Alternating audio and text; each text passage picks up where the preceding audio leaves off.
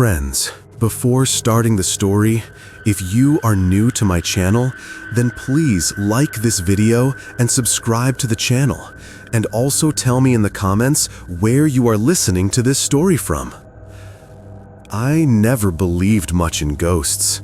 Monsters were for movies, demons belonged in scriptures, and whatever hell existed, it was safely tucked away from the highways of America. But the stars have a strange way of playing games with your certainty. This road trip was meant to be my break from everything. A summer drive across the United States, New York to California. The plan was simple. I'd pack my battered Ford Explorer, hit the road, and chase sunsets across the country. Eat cheap food, sleep in roadside motels, and remind myself that life was bigger than the cubicle where I had wasted the last 6 years. New York was already stifling with heat when I started. The city clung to me like gum on a shoe. Constant noise, sirens, faces blending into each other. I was ready to leave it all behind. It was just me, the open road, and silence. At least that's how it was supposed to be. By the first day, I felt the road breathing. That's the only way I can describe it now. The endless asphalt stretching out like living skin under the sun. By the second day, I was pulling over every hour to check my rearview mirror because I kept seeing headlights that weren't there. Pennsylvania came and went in a blur of rolling hills and heavy forests. I stopped at a roadside diner near Altoona, the kind with faded red vinyl booths and a waitress who called everyone honey. "Where you headed?" she asked as she poured my coffee. "California." "Driving alone?" "Yeah." She frowned. "You be careful on those empty stretches. Strange things happen on the road at night." It was the sort of warning people give without thinking, but her face was too serious, too heavy for casual concern. I laughed it off. People love to scare travelers. Drivers swapped ghost stories like truckers swapped CB chatter. Phantom hitchhikers, ghost towns, haunted motels. Local legends to pass the time. But she held my gaze a second too long. I should have listened. It was in Ohio when I first saw it. The Black Mustang. I was on Route 30, the long, flat stretch where the cornfields never seemed to end. The sky was gold with the dying sun, and I rolled the windows down to let the warm air in. That's when I noticed headlights behind me. A sleek old Mustang, black, shiny, silent, keeping perfect pace with me. At first, nothing about it seemed unusual, just another driver on the road, maybe headed west like me. But after 20 minutes, when it neither passed nor backed off, I started to get uneasy. I pressed the gas. The Mustang pressed too. I slowed to a crawl. The Mustang slowed too. Always exactly 2 car lengths behind me. Eventually, I pulled over to the shoulder, ready to confront whoever this creep was. Dust kicked up as I slammed my door and waited. But the road was empty. Completely. No Mustang, no sound of tires fading away, nothing but crickets buzzing in the cornfields. That was the first time I felt real fear. Indianapolis. By the time I hit Indiana, I was tired enough to hallucinate. That's what I told myself anyway. Maybe the Mustang wasn't real. Maybe it was just fatigue. I checked into a rundown motel outside Indianapolis, the kind with buzzing neon lights and peeling paint around the windows. I was the only guest that night. At around 2 a.m., I woke up to the sound of an engine idling outside my room. When I pushed the curtain back, I froze. The Mustang was sitting in the parking lot. Its headlights were on, blinding, aimed directly at my window. I stood there until dawn, too afraid to open the door. And when morning came, nothing was there. No car, no tire tracks in the gravel. I signed out of that motel without showering or eating. The woman at the front desk asked if everything was okay. I told her yes, but inside my chest, my heartbeat was racing like an engine trapped in gear. Somewhere in Illinois, I broke my one rule: never pick up hitchhikers. The road was brutally straight, the horizon drowning in heat haze when I saw him. A man in jeans and a white t-shirt standing by the road with his thumb out. He was tall, thin, and his skin looked too pale under the blazing sun. He wasn't carrying a bag. I hesitated, but maybe I was craving company, someone to distract me from the paranoia that had haunted me since Pennsylvania. I pulled over. He slid into the passenger seat without a word. His eyes were gray, his hair short and unkempt, like he'd woken up in the desert. "Where you headed?" I asked. "West." His voice was low, almost a growl. We drove in silence. 10 miles passed without him saying another word. His presence filled the car like static, like a buzzing you hear but can't find the source of. At one point, I glanced at him. His seat was empty. I swerved so hard I nearly ran off the road. I pulled over, gasping, grabbing the steering wheel like it was the only thing keeping me from falling apart. There was no sign of the hitchhiker, but the seatbelt buckle was still depressed, as if someone had just been sitting there. By the time I hit Missouri, the road had changed. I don't mean the scenery, that was typical Midwest. Endless plains, barns leaning toward the horizon, open skies so wide they felt like oceans. I mean the road itself. It was longer, wrong. Sometimes it felt like I was driving for hours between exits that should have taken 20 minutes. Gas stations appeared abandoned, their signs rusted and doors chained, though maps clearly marked them as active. It was like I had slipped into a different version of America. And the further west I went, the less I trusted the world around me. Every time the asphalt glowed black under the heat, I imagined veins running across a body too big to see. The land itself felt alive, watching me, waiting. Oklahoma was a furnace. The plains stretched flat, the grass baked to brittle yellow under a sun that never seemed to move. My Ford was running low on gas by the time I spotted a station off Highway 64. It looked wrong. The pumps were dusty, old style, the kind with glass cylinders on top. The sign creaked in the hot wind. A stray dog watched me from the shade of the ice machine, its eyes cloudy white. Still, I had no choice. I pulled in. Inside, the air smelled of mildew and gasoline. Behind the counter sat a man in overalls, his face hidden under the brim of a cap. "Pump 3, I said, sliding a few bills forward. He didn't look up, just mumbled, "You're late." Something about his voice made the hair on my arms stand up. Late for what? For the road.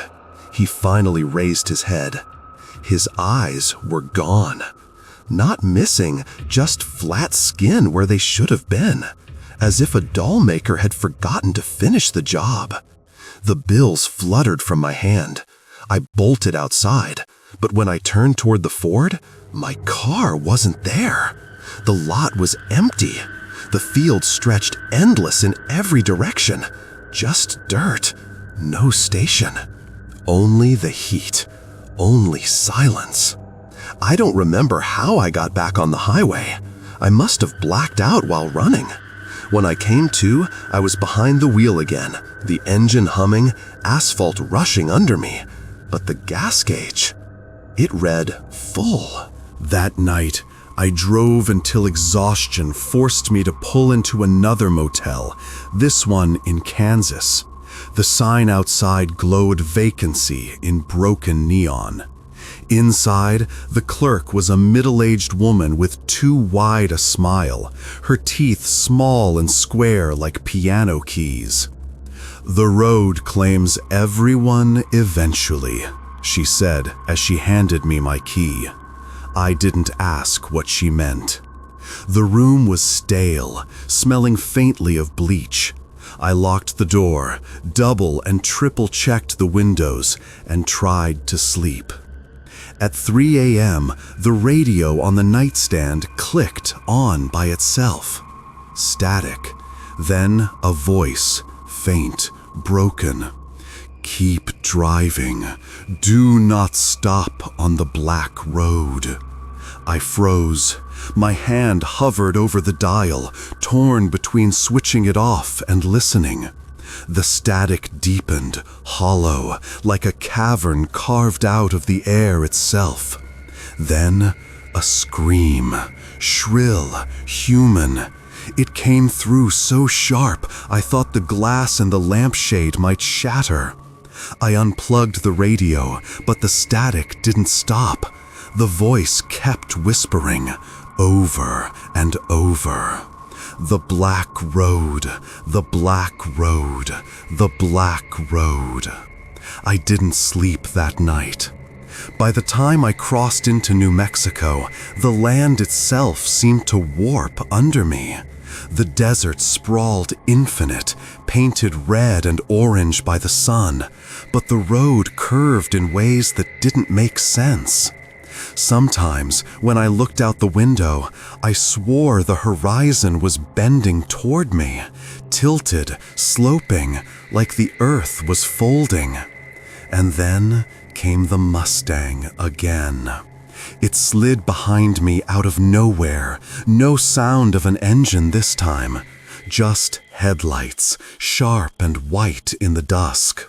I tried to outrun it. 80, 90.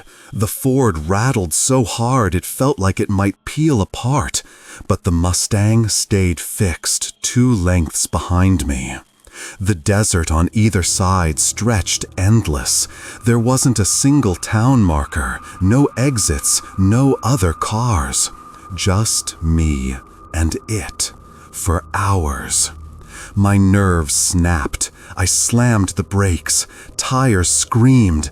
Dust exploded behind me, and I skidded sideways across the asphalt. When I came to a stop, the road was empty. Again. New Mexico bled into Arizona, and somewhere along Highway 191, I saw a diner. I swear to you, I had checked my phone's map a dozen times. The next town was 60 miles away. But there it was, chrome siding, a neon sign buzzing, midnight grill. Parking lot empty, windows dark. But I was starving, too hungry to care. I stepped inside. The booths were spotless.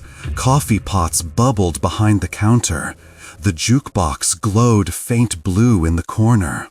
But the place was empty. I called out, no answer. Only when I slid onto a stool did I realize every single menu on the tables had the same thing printed on every page. One way out. Keep driving. Over and over. Dozens of times. Then the jukebox flicked on by itself. Not music, not really. Just a low rumble, like stones grinding. And then, faintly, tires squealing.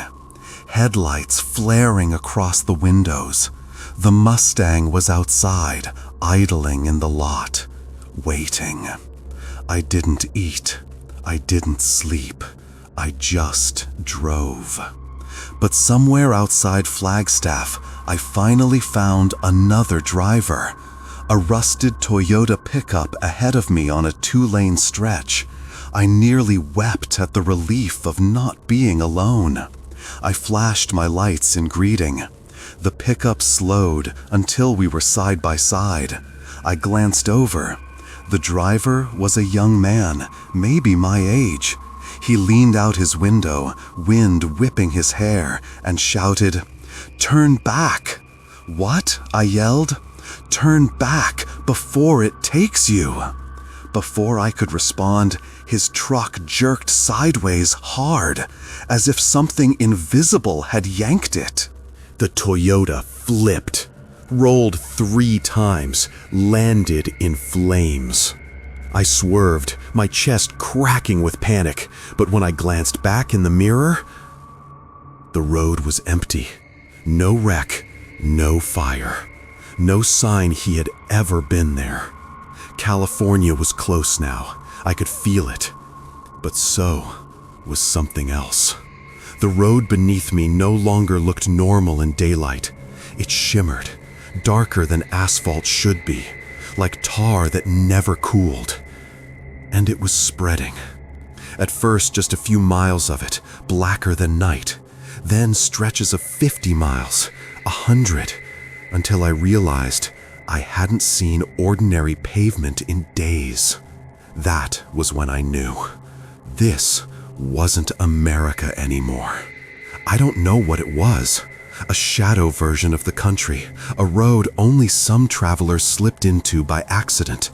A place where time stretched and monsters followed you. A country where the only law was whispers through motel radios and menus repeating the same warning. There was only one way out. Keep driving. Arizona at night is a graveyard made of stone. The mesas cut against the stars, the roads empty but for the hum of my tires. Sleep clung to me like lead, every blink threatening to drag me under. That's when I felt the shift in the air. The smell hit me first, copper and dust, like old pennies. Then came the weight, the sense I wasn't alone in the car. I glanced to my right. The hitchhiker was back.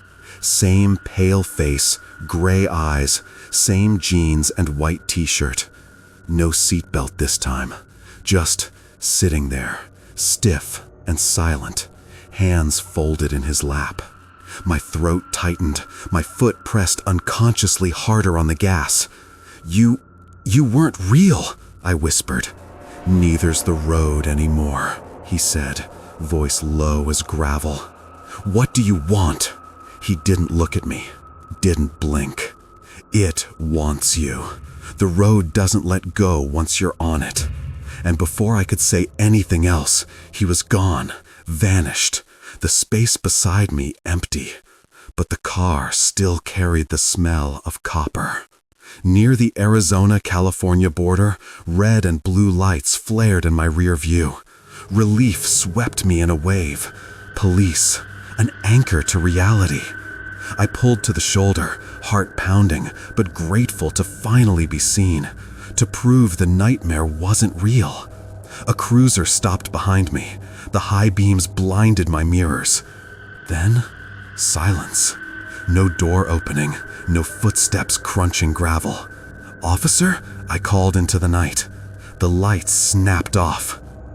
The cruiser was gone, vanished. Only the Mustang idled there now, headlights glaring white holes through my skull. I floored the gas.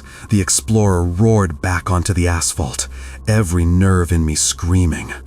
And the Mustang followed. It wasn't just following anymore. It was hunting. No matter how fast I went, the Mustang matched me. 90, 100. My eyes blurred. The desert whipped past, black and dead. Without warning, the Mustang veered into the opposite lane, side by side with me now. Its windows were pitch black, nothing inside. My hands shook on the wheel as I glanced. Then, the passenger window rolled down. A hand emerged, pale, long fingers, too long, reaching out for me. I swerved, screaming, skidding across both lanes until the Explorer fishtailed. Somehow, I missed the guardrail. When I righted myself, panting, the Mustang was gone. But my sleeve was torn, like something had clawed it. I thought about driving straight through to Los Angeles. No rest, no stops, just burn the tank dry until the ocean swallowed me. But exhaustion betrayed me. Somewhere on Route 66, I found another motel.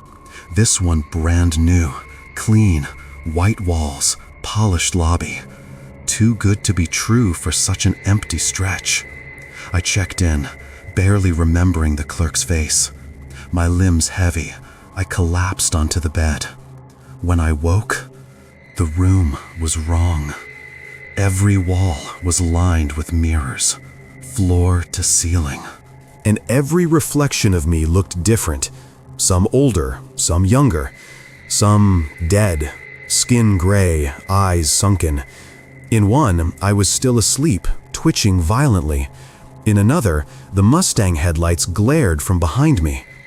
I stood frozen, surrounded by 100 broken versions of myself. And then, all the reflections whispered in unison, "Keep driving." The bulbs burst, the mirrors cracked, and when I blinked, the room was normal again. But I didn't stay to sleep. California at last, but not the one I dreamed about. The desert here wasn't golden, it was void. The sand looked gray, as if drained of sunlight. That's when I started seeing them. Figures walking the desert in the distance, hundreds of them. They weren't people, not anymore. Bent, twisted, their movements jerky like old film reels skipping frames. No faces, only holes where features should have been. And all of them turned their heads in perfect unison, following my car as I drove. When night fell, they moved closer. By the high beams, I could see their skin peeled raw, exposing sinew and bone as they trudged, step after step, toward the black road. I thought I saw Salvation near Barstow, a green highway sign pointing the way to Los Angeles, normal travel.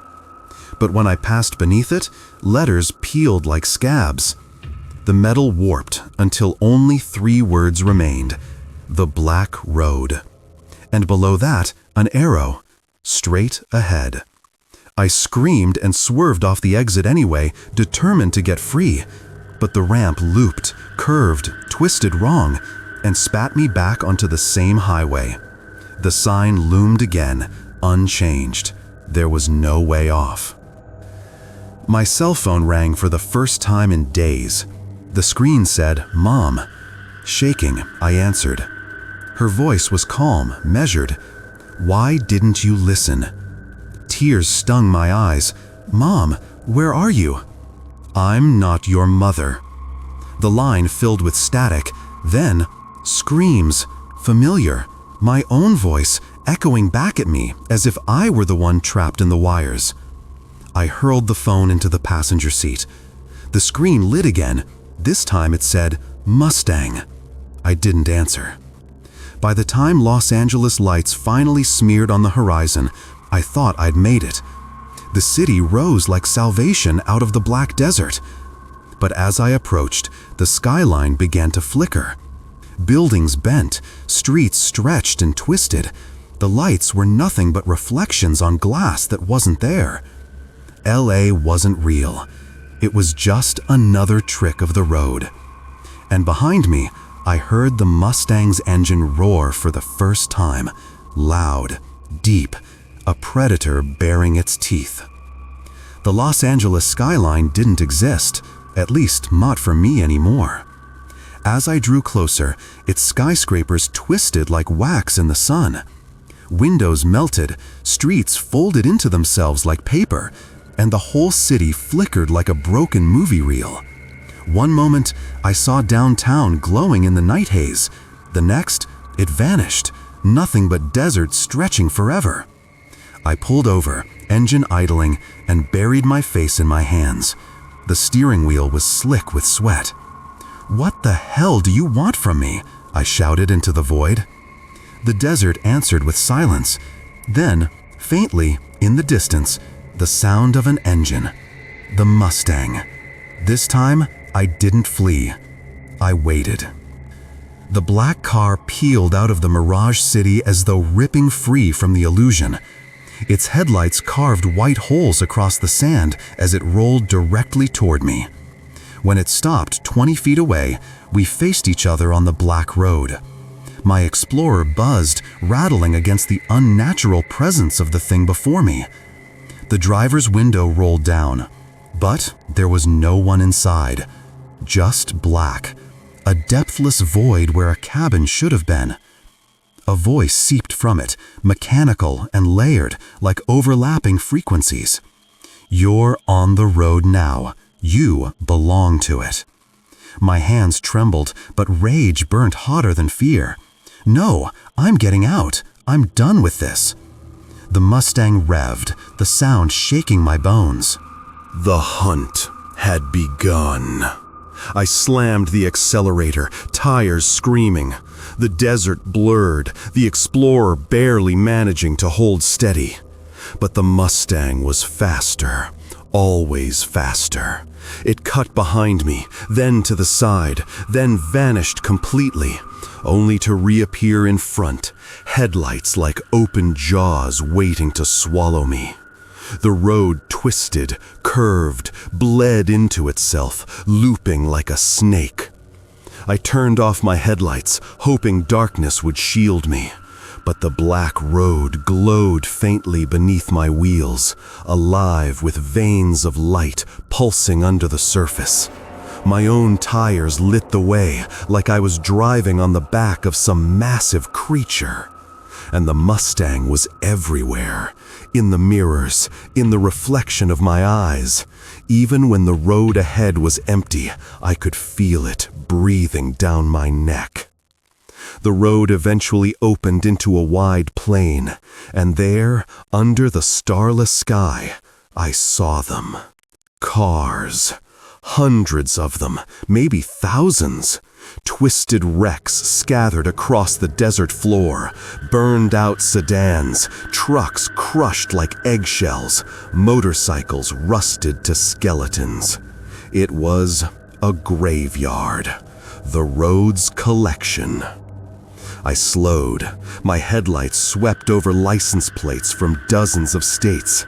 Some so old the numbers had faded, some new as if the car had been abandoned that morning. And somewhere among the ruins, I saw movement. Figures crawled between the wrecks, broken bodies dragging themselves along the sand, faces locked in screams, eyes wide with glassy despair.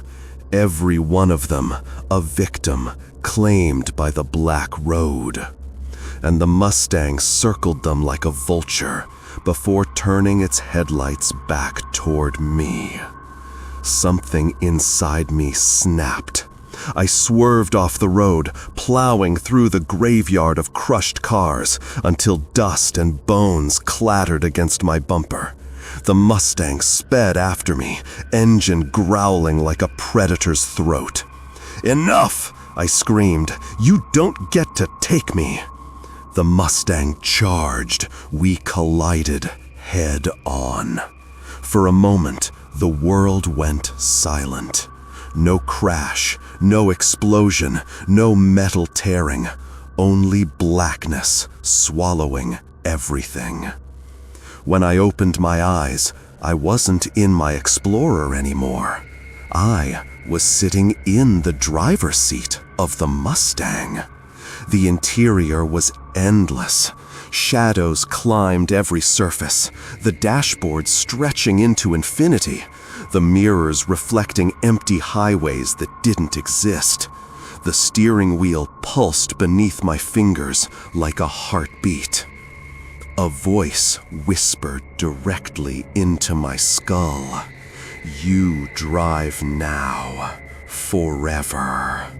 I screamed and threw the door open, spilling out onto the black road. The surface burned my hands like hot coals. Behind me, the Mustang idled, headlights cutting into my spine. Its engine throbbed, waiting. It wasn't a car. It was the road itself, given flesh. Crawling back to my Ford, I knew there was only one way left. I couldn't fight it, but maybe I could outrun it, not in distance, but in defiance. The warnings had been clear. Keep driving. Maybe that wasn't just a curse. Maybe it was a commandment, the only rule binding this place. If the road fed on those who stopped, maybe speed was the only shield I had left. Movement was life. I gripped the wheel, floored the accelerator, and prayed the Explorer could hold together. The road stretched. It never ended. Cities appeared and flickered out. Gas stations warped into skeletal ruins. The Mustang hounded me at every mile marker. But I didn't let go of the gas. My eyes burned, throat dry, arms trembling, but I didn't stop, not even to blink. Hours, days, time lost all shape. The only rhythm was the hum of the road beneath me and the roar of the engine inside me, like my own heart had fused with the machine. For the first time, the Mustang fell behind.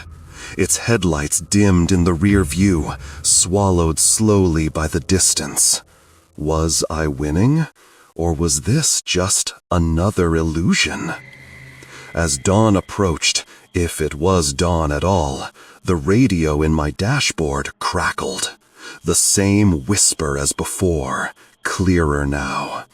You can't escape the road, but you can choose which end you meet. My throat tightened. The voice continued. Drive until the car breaks and you die here. Or take the last exit and join the road forever. And ahead of me, glowing faint in the haze, I saw it. An exit. The first one in days, a ramp leading off into nothing but desert. My hands shook. This was it. The only choice I had left.